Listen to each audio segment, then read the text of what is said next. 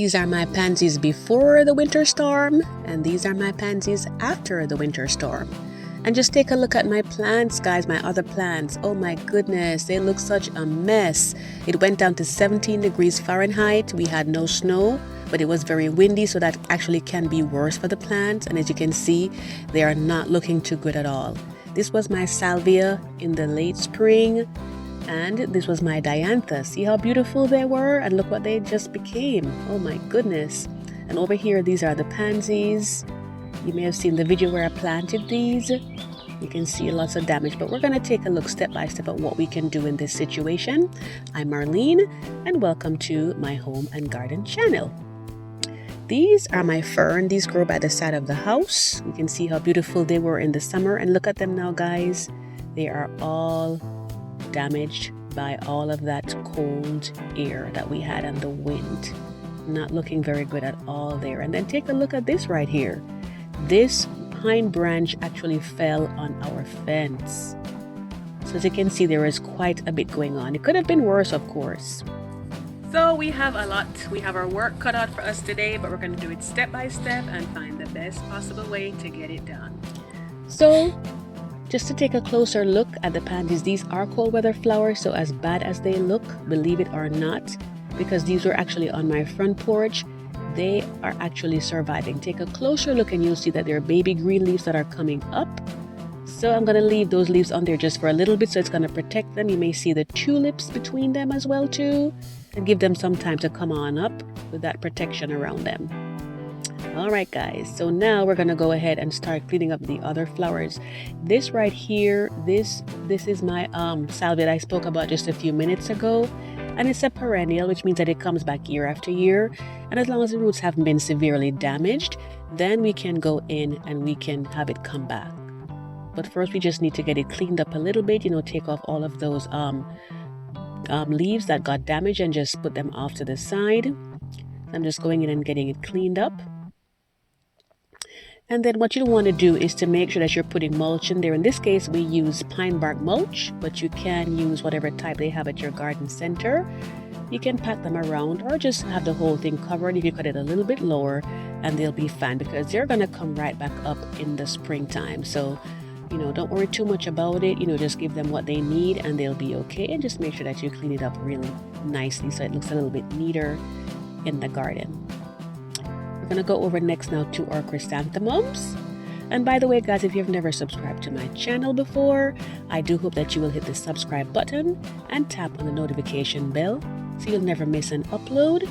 You'll be notified and you'll know exactly when the videos become available.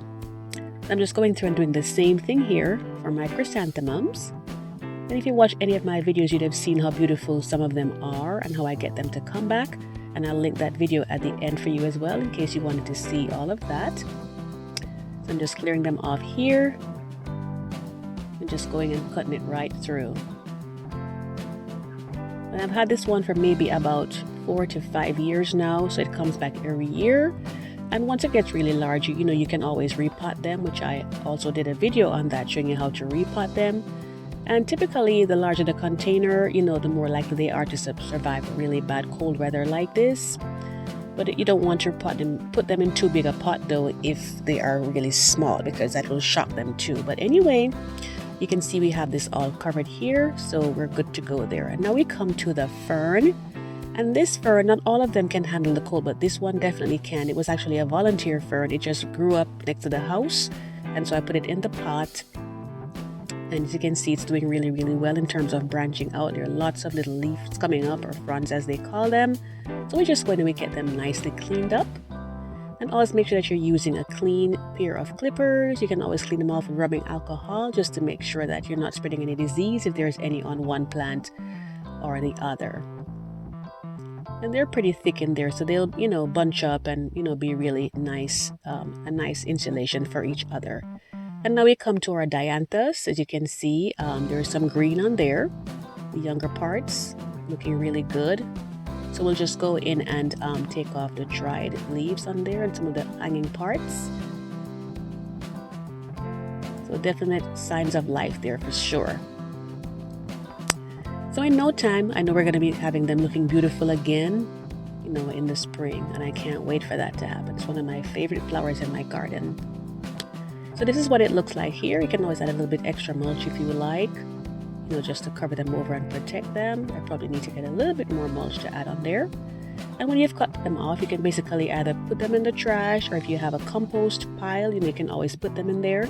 And that's a good way to replenish the soil, for future flowers and veggies that you may want to grow in your garden.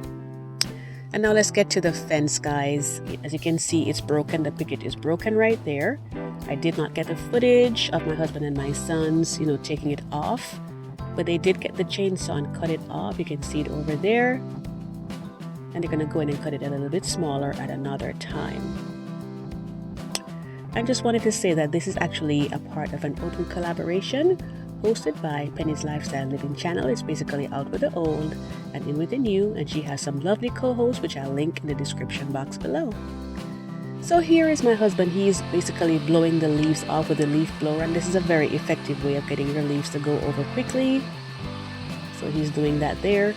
And what we typically suggest is that you wait maybe for a day or two if you can, to allow them to dry out just a little bit, because when they're wet, they're so hard to blow. It just makes it harder, This is a closer look here at our leaf blower. This one is the Homeland brand, which I'll link in the description box. You can get them on Amazon.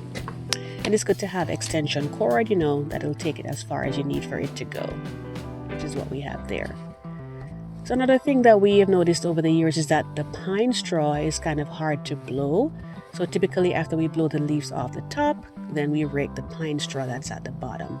And this you can also use as compost if you like, put them in your compost pile, or you could just dispose of them and put them in the trash. I'll also be linking my spring playlist at the end, so that we can take a look at some beautiful spring flowers and get some idea for the next season that's coming up.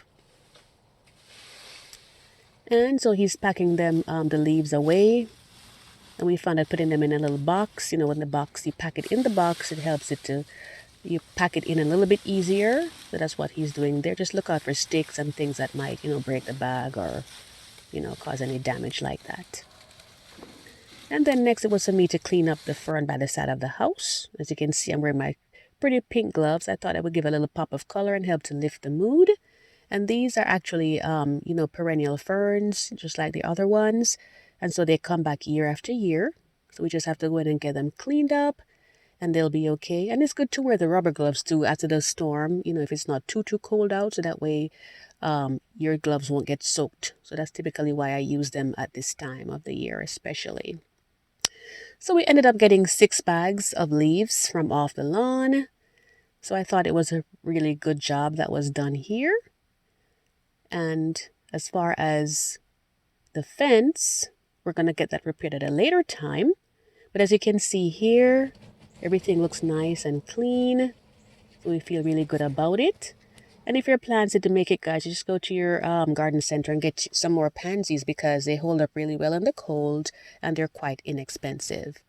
If your plants are tropical, though, always make sure that you bring them indoors before the weather goes below 50 degrees Fahrenheit, because they won't last very well there. As you can see, my crotons and my pineapple, they're doing quite well inside my house. I do want to thank you so much for watching. I do hope to see you in the next video. Take care and happy gardening.